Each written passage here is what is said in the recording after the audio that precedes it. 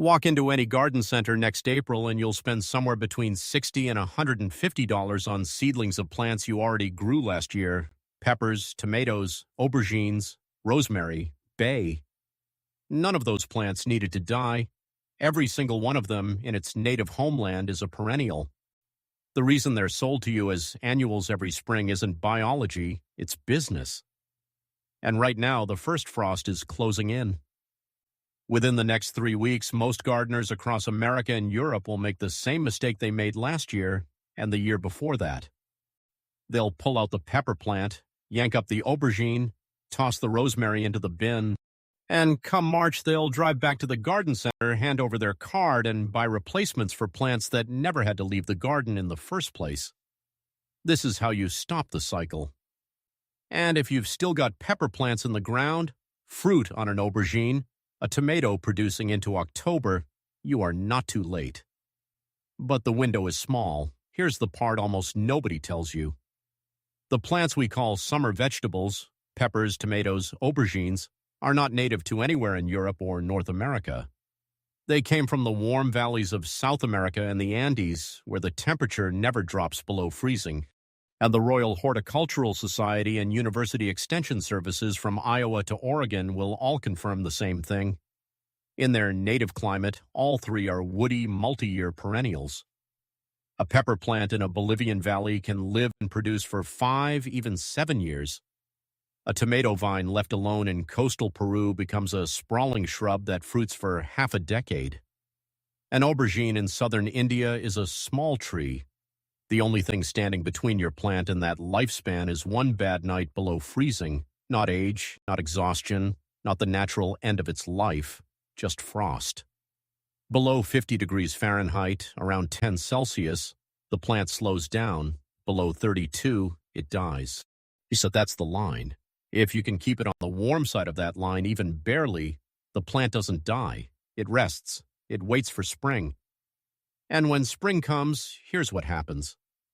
While your neighbor is out planting tiny new seedlings and waiting 8 to 10 weeks for the first flower, your second-year plant, with its established root system already in the soil, wakes up and starts blooming 6 to 8 weeks earlier. The harvest is bigger, the fruit comes sooner, the plant has muscle memory in its tissue, and it uses it. This isn't a fringe technique. Commercial growers in Spain, Italy, and California have been overwintering peppers under glass for generations, as the home gardener was just never told. The garden center has every reason in the world to keep us buying new seedlings every April. They make money on transplants, not on knowledge. Now, before we get into the specifics, I want to be straight with you about something. There's no version of this where you wait too long. The plant has to come in before the first hard frost, not the first cool morning, the first real frost. In USDA zones 3 and 4, that means right now, this week, no later than the 1st of October. In zones 5 through 7, you've got until mid to late October. In zones 8 and 9, you can stretch it into November. In southern England, the first frosts usually arrive late October to early November, and parts of Central Europe a few weeks earlier. Check your local forecast. The night the temperature is set to drop into the low 40s is the night the plant comes inside. Here's the foundation that makes everything else possible. None of these plants, not the pepper, not the aubergine, not the rosemary, not the bay, should be living in the ground if you intend to keep them alive. Plants in the ground get dug up in autumn, and digging tears the fine feeder roots that do most of the work. Most plants don't survive that. The ones that do are stunted for a year afterward. And the answer is the container from day one, a real container. 25 to 40 liters for the larger plants, which is roughly 7 to 10 U.S. gallons. Set the pot on a wheeled dolly the moment you fill it. In summer, you roll it to the sun. In a storm under cover, when the frost forecast hits, you wheel it indoors without disturbing a single root. That single change is what makes the rest of this method actually work. Everything from here builds on it. The single biggest reason container plants fail in their second year is the soil they're sitting in. Ordinary garden dirt packed into a pot turns to concrete by the end of one summer. The roots underneath are suffocating, and you don't see it until the leaves yellow and the flowers drop and you can't figure out why. What these plants need is a mix that breathes.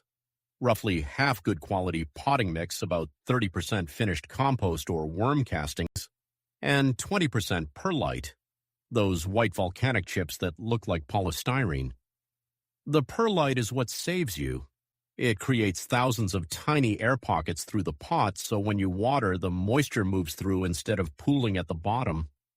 Peppers and aubergines hate sitting in wet soil. Their roots will rot in a week, and once that starts, there's no coming back. Now to the plant itself. Let's start with peppers, because peppers are the easiest doorway into all of this and the case study for everything that follows. And when your young pepper is 6 to 8 inches tall, take a clean pair of secateurs and cut the top off. I know that's painful the first time you do it. You watch the plant grow for 6 weeks, and now I'm telling you to behead it. Do it anyway. The technique is called topping, and what it does is force the plant to send out 2 main side branches instead of one tall, lanky central stem. You end up with a low, bushy, sturdy plant, the kind of plant that can hold a heavy crop without snapping. A perennial pepper that's going to live 5 years needs a strong skeleton. Build that skeleton in week 8, not in year 3, and when the fruit comes, here's where most gardeners accidentally choke their own harvest. We all want the bright red, fully ripe peppers.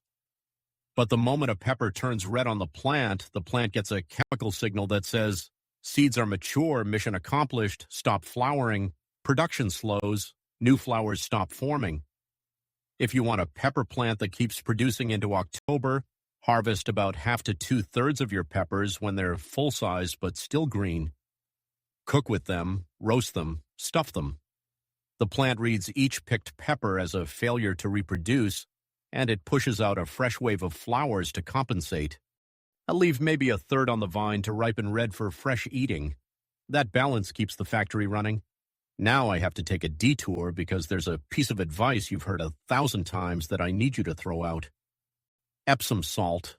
The internet has been telling pepper growers for years to dose their plants with magnesium sulfate every few weeks. Most of us have done it. I did it for years. It's wrong. Or more precisely, it's wrong for almost every gardener who's doing it. And the Royal Horticultural Society, Cornell Cooperative Extension, and Iowa State Extension have all published the same correction. Epsom salt only helps if your soil is genuinely deficient in magnesium, which most home garden soils and quality potting mixes are not. If you keep dosing magnesium into a balanced soil, you start blocking your plant's uptake of calcium and potassium. The result is the very problem you were trying to solve. Blossom end rot, weak fruit, stalled flowering. The supplement becomes the cause. What perennial peppers actually want is steady, low-nitrogen feeding, a balanced organic fertilizer that leans into phosphorus and potassium applied once a month. That's it. No Epsom salt unless a soil test tells you to use it. Aubergine eggplant, if you're in the United States, works on almost the exact same protocol as pepper, same family, same roots in tropical Asia, same 5-year potential if kept above frost. Top it the same way. Harvest before the skin loses its shine. Once the fruit dulls, the seeds inside have hardened and the plant slows. Same container, same soil mix, same migration indoors at the first frost forecast. If you can grow a pepper as a perennial, you can grow an aubergine the same way. Tomato is the one that surprises people. Tomatoes are perennial vines in the Andes. Left alone, they'd live for years. So the trouble is they grow huge. Hauling a 6-foot tomato plant indoors in October isn't realistic for most gardeners, so we cheat. In late summer, find a healthy sucker, one of those side shoots that grows in the joint between the main stem and a branch. Snap one off about 4 inches long, drop it in a glass of water on the kitchen windowsill. Within a week, you'll see white roots forming. Pot that rooted cutting up, keep it on a sunny windowsill through winter, and by March you've got a young, vigorous plant ready for the garden, genetically identical to the parent plant from the year before, free, year after year, the same tomato variety, multiplying itself, never bought twice. And that's how you turn a tomato into a perennial, not by saving the whole plant, by saving a piece of it. Now for the woody ones. Rosemary and bay laurel work differently from the Solanaceae crops, but the principle is the same. They're perennials in disguise, and almost every gardener I know kills them by accident. Rosemary is a Mediterranean shrub. In its native climate around southern Spain, Greece, and southern Italy, it lives for 30 years or more. The reason most people never see this is that we plant rosemary in the wrong place. Drop it in heavy garden soil that holds water through winter, and the roots rot the first time the temperature swings between freezing and thawing. The plant doesn't die from cold, it dies from wet feet at low temperatures. The container fixes that. Use the same gritty, well-draining mix you'd use for a pepper, but bump the perlite or coarse sand up to about 30%. Rosemary needs the kind of drainage that would feel almost too sharp for a tomato. Keep the pot on the dry side through winter. The most common rosemary death is overwatering an indoor plant in January when the roots are barely active and a saucer full of water sits underneath for a week. In zones 8 and warmer, including most of southern England, rosemary can stay outside year-round if it has good drainage. In zones 7 and below, including Germany, much of France, and the northern United States, it comes inside or into an unheated greenhouse for the cold months. Bay laurel is the one that genuinely shocks people. A mature bay tree in a Spanish courtyard or an Italian garden can live for over 100 years. The dried bay leaves you buy in a small jar at the grocery store for $4 or $5 come from the same plant species you can grow in a single 20-liter pot for the rest of your life. One bay laurel will supply more leaves than a household will ever cook with, every season, indefinitely. Bay needs the same treatment as rosemary. A container, well-drained mix indoors or under cover when the temperature drops below about -5°C, 23 Fahrenheit. In southern England and along the warmer parts of the west coast, mature bays can stay outside in a sheltered spot. Anywhere colder, the pot comes in, the plant grows slowly. That's its only real demand on you, patience. Now to the migration itself, because this is where good intentions go wrong fast. The night the forecast shows a low in the low 40s Fahrenheit, around 5°C, it's moving day. Not the morning of the first frost, the week before. You want the plant adjusting to indoor conditions while it's still got energy in the leaves. Before anything comes through the door, do a pest check. Spend 10 minutes looking at the underside of every leaf, the joints of every branch, the soil surface, and the rim of the pot. You're looking for aphids, whitefly, spider mites, and scale insects. If you bring an infestation indoors, it spreads through every other houseplant in the room within 3 weeks. Spray the plant down with a strong jet of water, then follow up with insecticidal soap or neem oil 2 days before the move. Let it dry completely before bringing it in, then do a soft prune. You don't need to chop the plant down to a stick. That's the old-fashioned approach for plants being dug out of the ground, and it's not necessary here. Trim dead branches, harvest any remaining fruit, and tidy the structure so the plant fits its winter spot. Keep the skeleton you spent all summer building.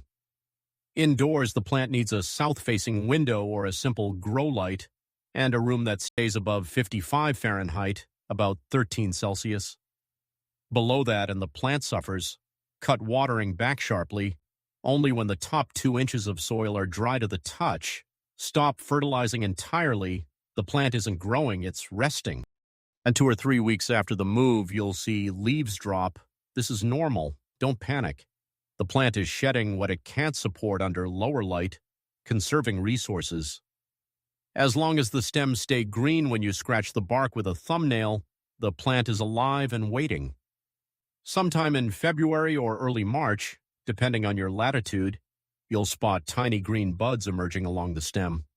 That's the moment the plant has come through. Increase the light, resume light feeding, and by the time your neighbor is unloading new seedlings from the boot of their car in May, your second-year pepper, your aubergine, your rosemary, your bay, all of them are 6 weeks ahead. Us already flowering, already setting fruit, already paying you back for the small effort of one autumn afternoon. This is what gardening looks like when you stop letting frost write the schedule. The plants we've been told to treat as disposable are nothing of the sort. They're old, they're patient. They were designed to last. And once you stop killing them every October, the garden starts compounding. Every year a little richer, a little more productive, a little less dependent on the cycle of buying and replacing that the industry quietly relies on. If something here changed how you see your garden, if you've got a pepper or a rosemary out there right now that you are about to pull, drop the word grow in the comments. I read them. That tells me you're going to give one of these plants a second year, and it helps the channel reach the next gardener who's about to make the same mistake most of us have made for decades. Hit the like button while you're there. Not for me. For the person who's about to throw away a perfectly good plant and doesn't yet know they don't have to. I'll see you in the next